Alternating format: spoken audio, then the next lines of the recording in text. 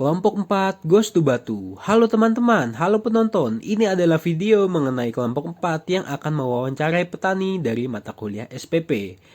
Oke, di sini anggota kelompok 4 mulai dari Firda, Ail, Cinta, Ayes, saya sendiri Vicky, Rifki, lalu Eleonora. Dan wawancara yang akan dilakukan, kita akan mewawancarai petani yang berasal dari desa Torongrejo, tepatnya di Kecamatan Junrejo, Kota Batu.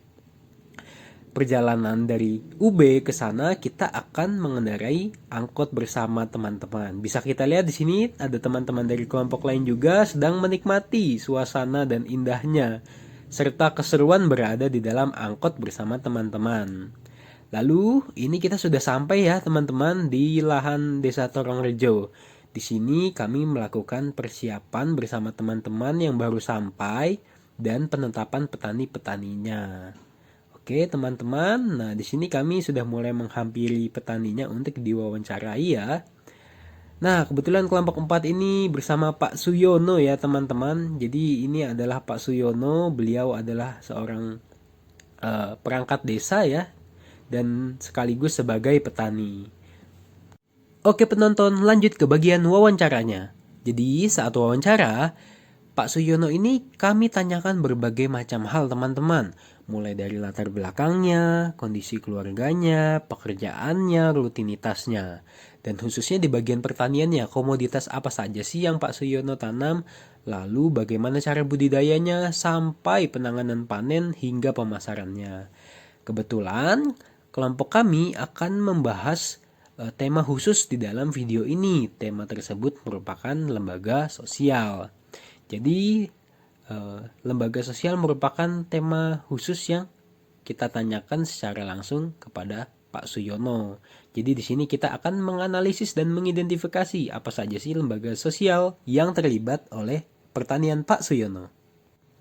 Nah teman-teman, jadi saat kita ngobrol-ngobrol sambil mewawancarai Pak Suyono ini, kita itu menanyakan berbagai hal mengenai lembaga atau peranatal sosial apa saja sih yang terlibat di dalam desa Torongrejo ini. Nah, dari hasil-hasil sharing yang kita lakukan bersama Pak Suyono ini, diketahui bahwa terdapat lembaga sosial, misalnya perangkat desa.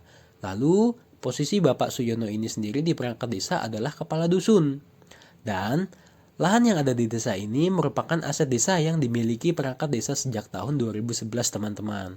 Nah, sistem yang digunakan untuk mengelola lahan ini adalah sistem sewa. Dengan 30% hasilnya masuk ke dalam PHD atau pendapatan hasil desa. Dan sisanya 70% menjadi hak perangkat desa. Selain itu, terdapat kelompok tani untuk bertukar pikiran, informasi, serta ilmu terkait pertanian. Lalu, jumlah kelompok tani sendiri ada 11 dengan 8 kelompok tani putra dan 3 kelompok tani putri serta 1 gapok tan dengan ketuanya yang bernama Pak Sutejo dan ketua kelompok taninya adalah Pak Misdianto. Lalu lembaga sosial lainnya adalah bank sebagai lembaga ekonomi untuk meminjam uang sebagai modal dalam budidaya. Jadi begitu ya teman-teman, gambaran lembaga sosial apa saja sih yang terdapat di Desa Torongrejo ini. Dan Pak Suyono ini memang saat bercerita juga asik ya saat diwawancara. Pak Suyono ini beliau ngobrol-ngobrol sehingga tidak membuat situasi-situasi yang canggung. Jadi cukup fun deh wawancara yang dilaksanakan oleh kelompok 4 dan Pak Suyono ini teman-teman. Oke?